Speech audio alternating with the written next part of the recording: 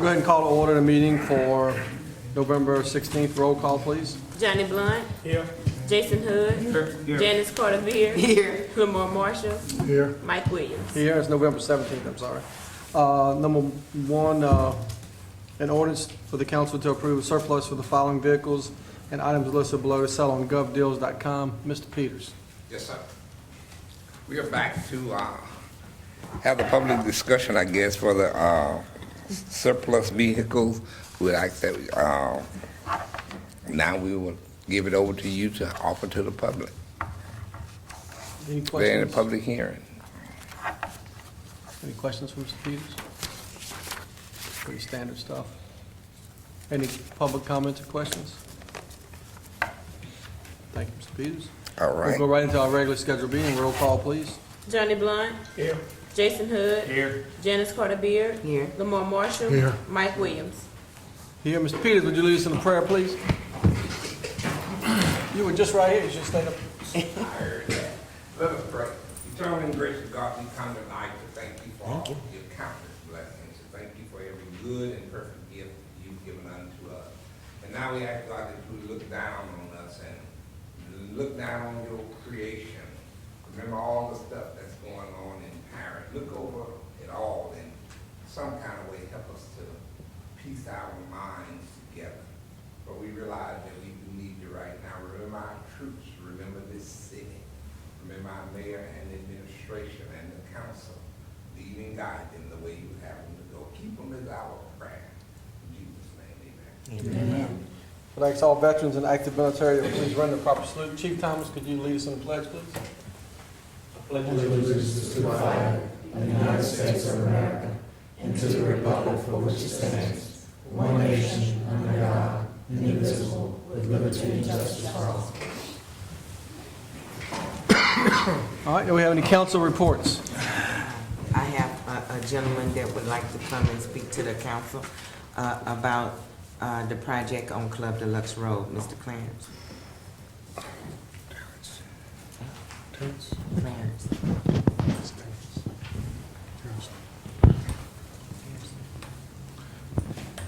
Good afternoon. I just come before the council today to Give us try. your name, please. I'm for the sorry. record.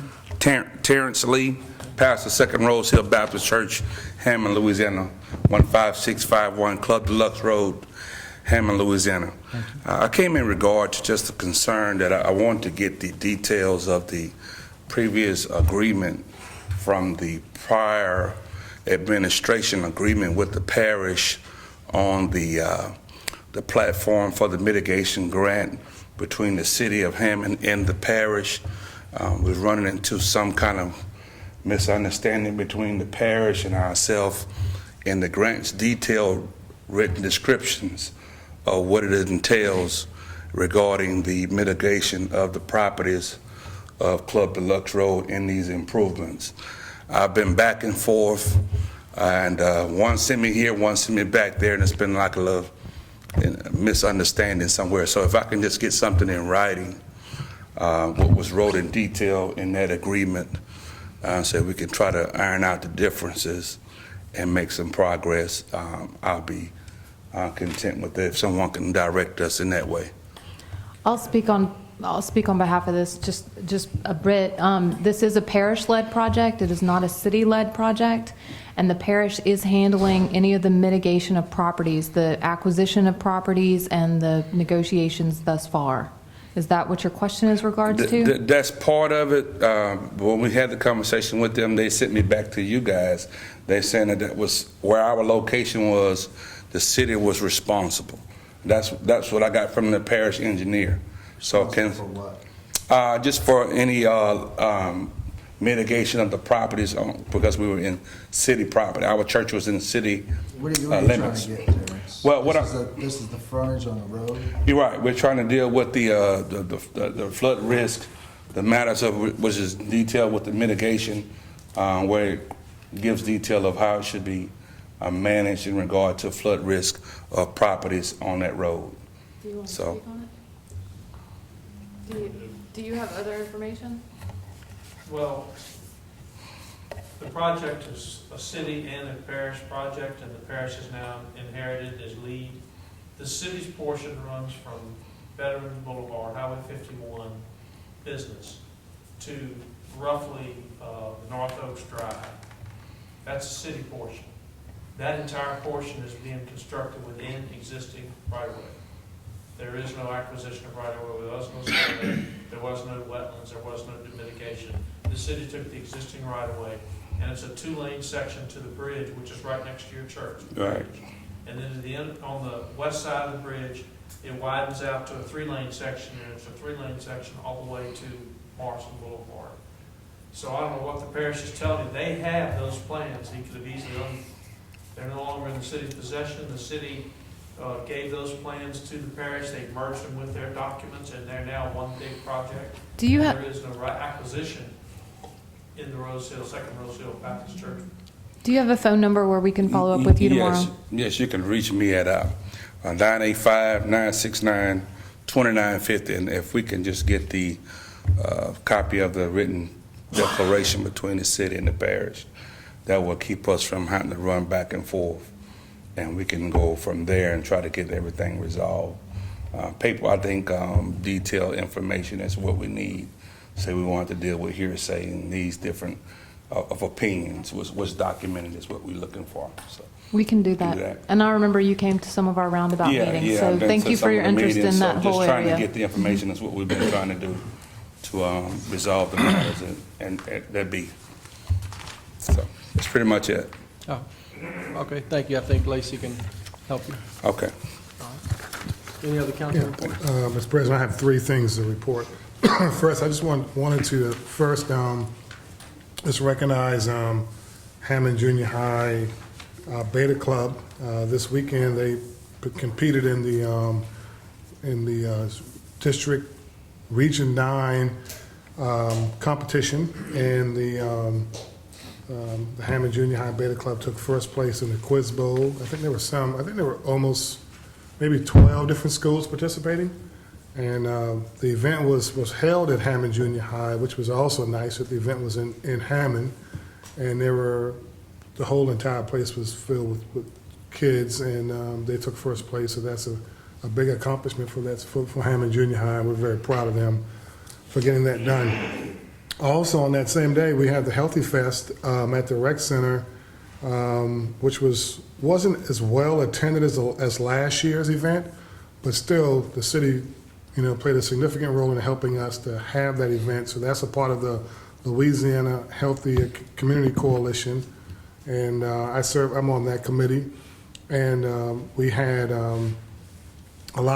probably about 400 people there. We wanted more, but it was still a good turnout, and it was well. So we had that, and it was very successful this weekend. And then lastly, just a conversation, and I'm going to ask the administration to kind of give us some guidance on this conversation about speed bumps. It came up again over the weekend.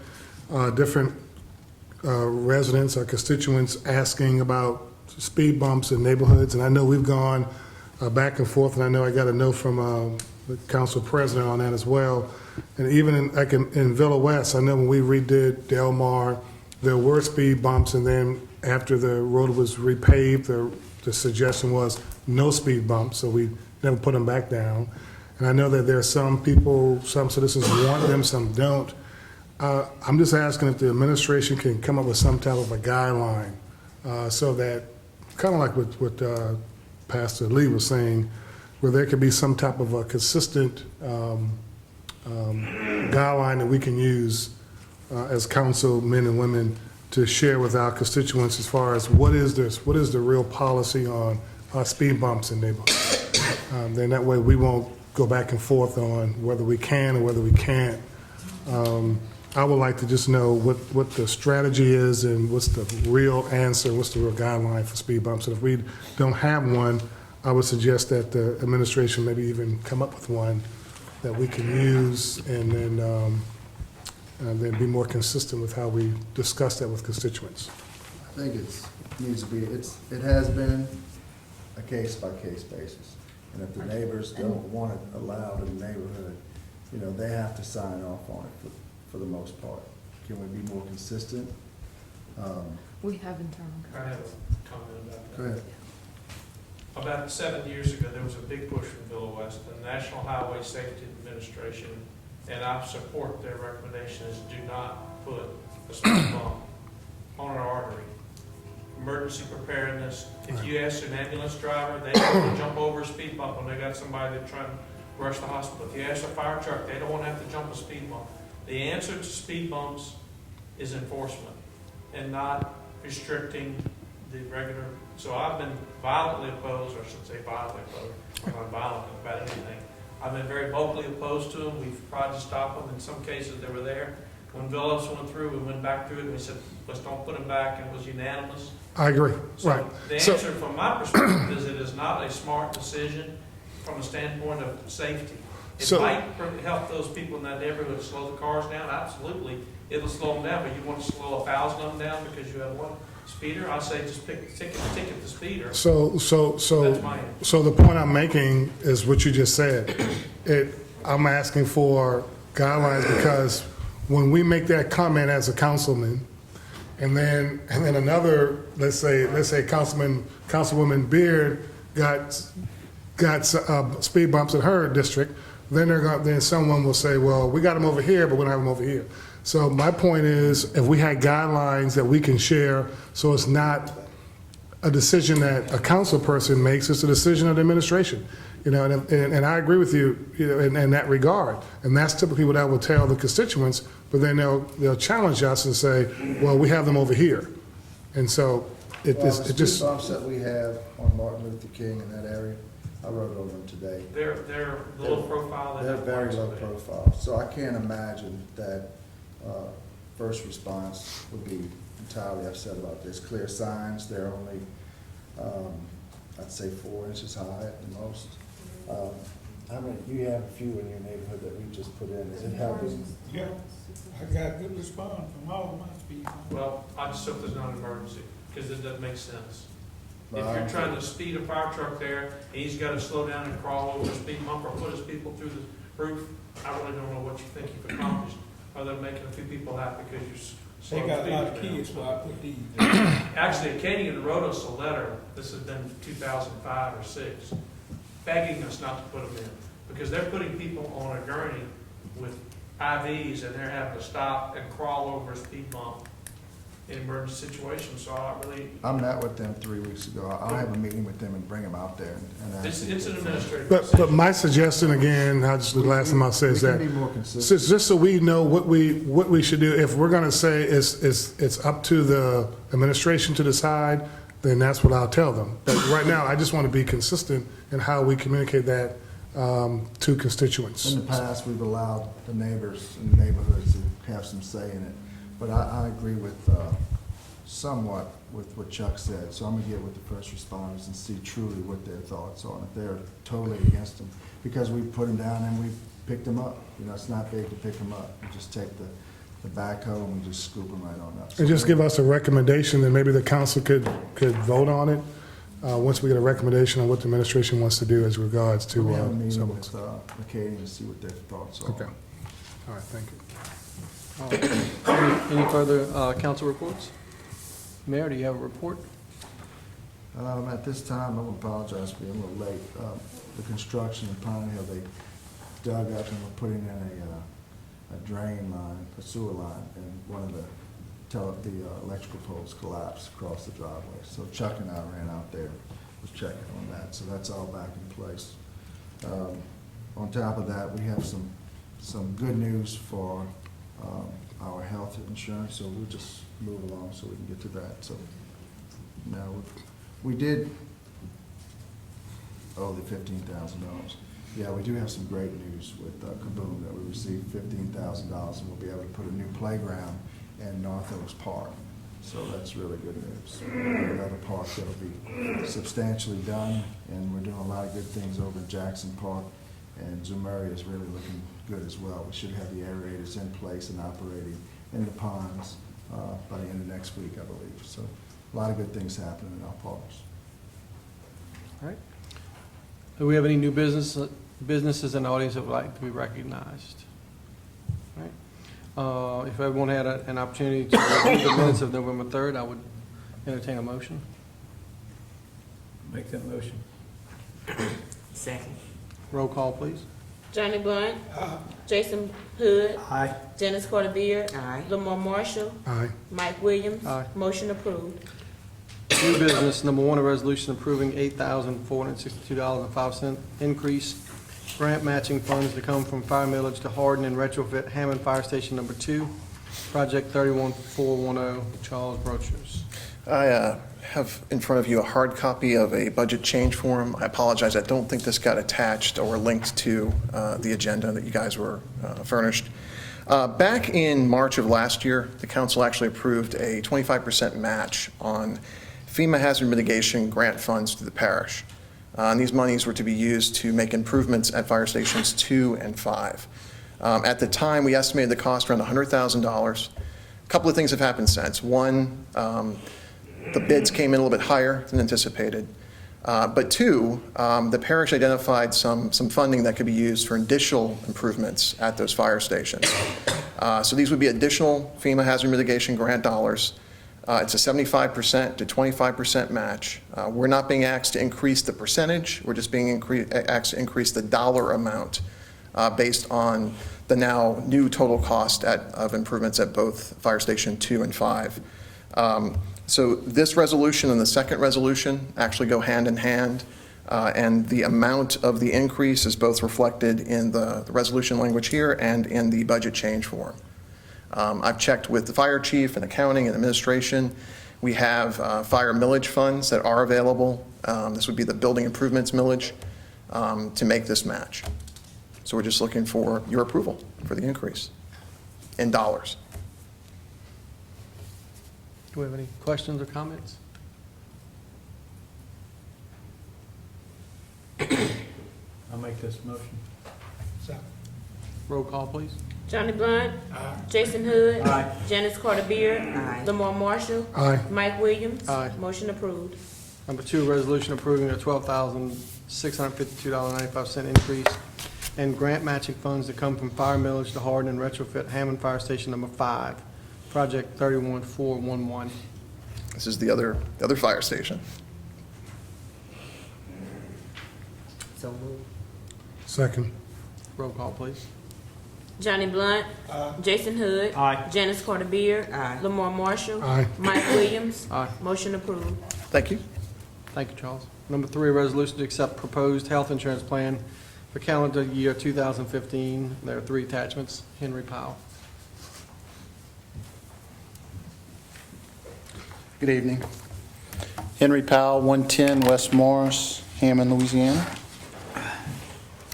Okay, the reason I'm here tonight is to go over the renewal for the employee benefits program for the city employees.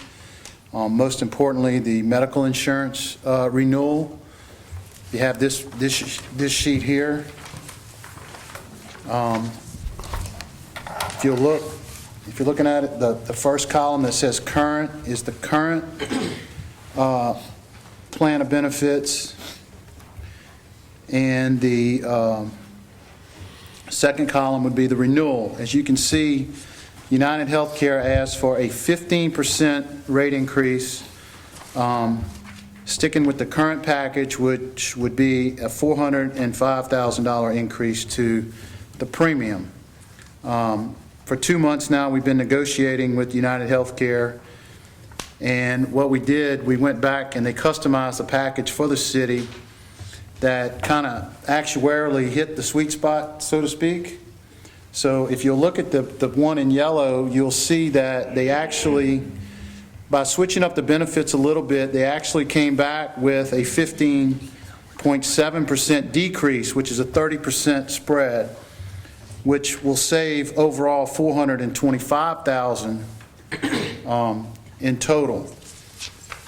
The city's portion of that savings would be $348,000, and your employees with dependent coverage would see about a $50,000 decrease.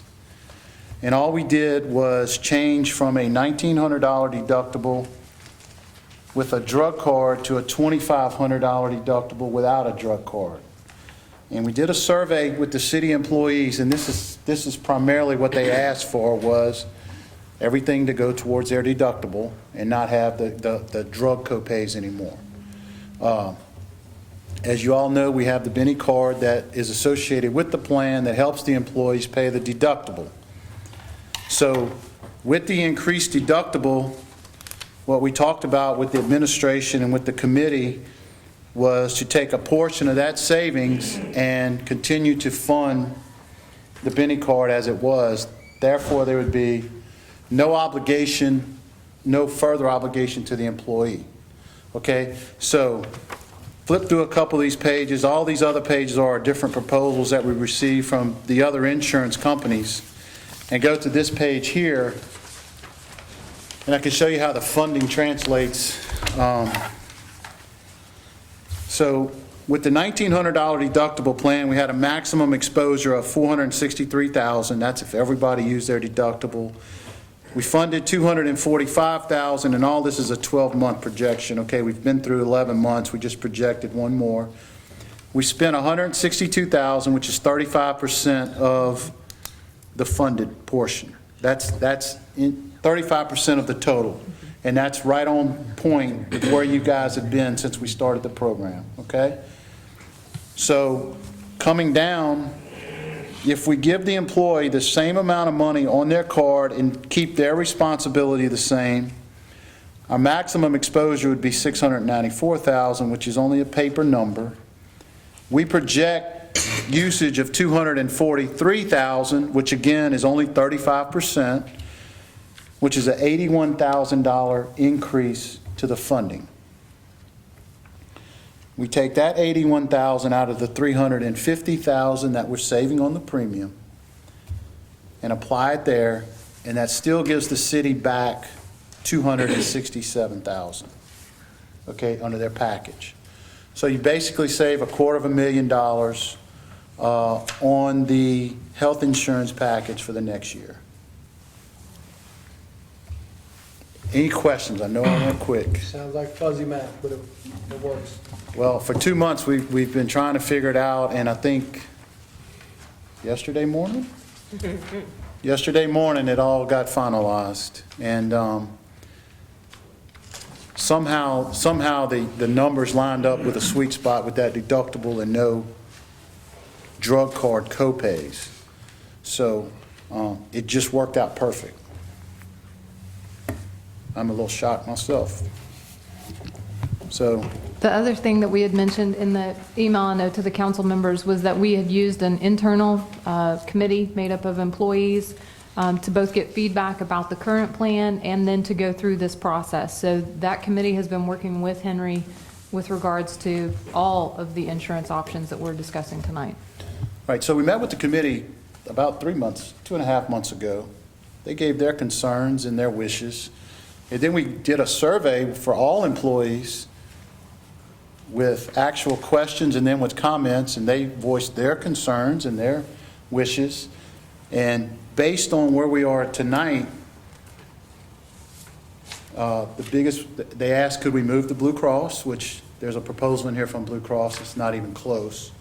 They asked, could we do away with the drug copays and everything goes to the deductible? We got. They asked for reduced costs on their dependent side. We got it. And they asked, could we consolidate the other benefits into one company to make it simpler? And basically, we got it down to 2. So pretty much, I think we accomplished everything that the employees wanted and the committee, and certainly everybody's not going to be happy, but I think we all came to the conclusion that to save $250,000, not give the employees any more responsibility as far as their cost, and reduce their cost on the dependent side, it worked out pretty good. And we're not switching companies, so. So just one question I have, just to help me understand. So how does the $2,500, how does the extra $600 in deductible, how is that offset again? Okay, so if you look on this page here, Mr. Marshall, currently we're giving the employees $400 on the front end of their card. Okay. We will continue to do that. Then their responsibility as a single is $700. And then the city would fund the additional $800, which would come up to $1,900. Okay.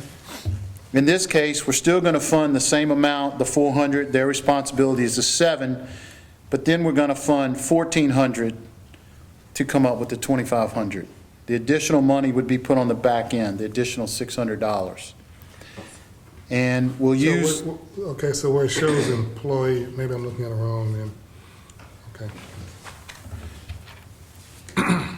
Because I saw where the employee funding went from 700 to 1,400. that's on the family. The family gets the 14, their families has to pay 1,400, but the singles have to pay 6. So we didn't increase their responsibility any. The city took that responsibility because of the savings. Okay. Is there any other questions? A little bit more good news. We were able to get Allstate Insurance Company, their arm of the car insurance, they're an ancillary company. They were able to come in and do the life insurance at the same rate but raise the benefit. So we go from $25,000 to $30,000, same cost across the board.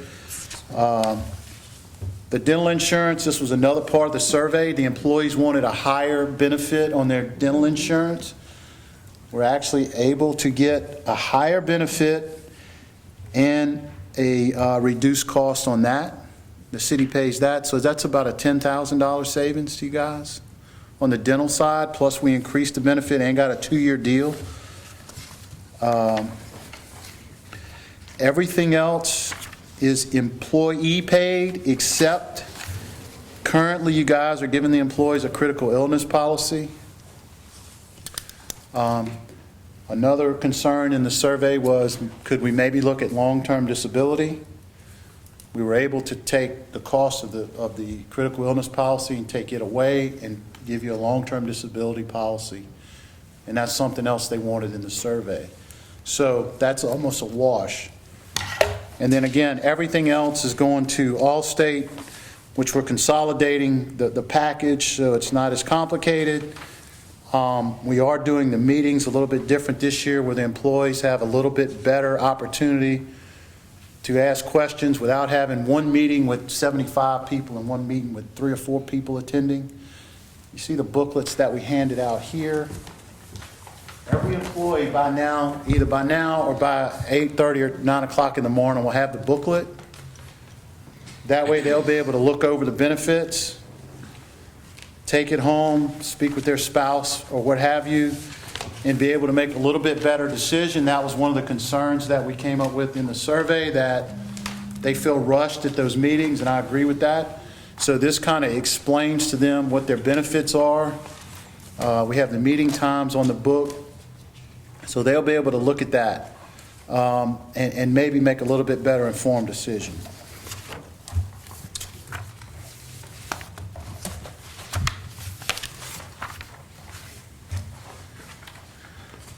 Looks good, Mr. Powell. Any Thank you. other questions or comments? Entertain a motion. So moved. Second. Roll call, please. Johnny Blunt. Jason Hood. Aye. Janice Carter Beard. Aye. Lamar Marshall. Aye. Mike Williams. Aye. Motion approved. Thank you, Henry. Thank y'all. Appreciate it. Final adoption of ordinance. By the way, those are y'all's packets, so don't lose them. Bring it back with me. Yeah, when we enroll you guys. Henry, you did a great job. Yeah, thank you. I've been pushing you hard, and I want to thank you, because you put up with a lot, and you did a lot for us, so thank you very much. You did a good job. We had great interaction, for sure. Well, that's what we wanted. We wanted everybody to have a part in it and play in it, and be able to have some say-so, and you agreed to a lot of meetings that you didn't have before, and I think it was conducive to the plan that we have for our employees, and everybody seems to be very happy, so thank you. Thank y'all. All right. Number 1, final adoption of ordinance for the council to approve surplus for the following vehicles and items listed below to sell on govdeals.com. So moved. Second. Roll call, please. Johnny Blunt. Jason Hood. Aye. Janice Carter Beard. Aye. Lamar Marshall. Aye. Mike Williams. Aye. Motion approved. A motion to adjourn. So moved. All in favor? Aye. Aye.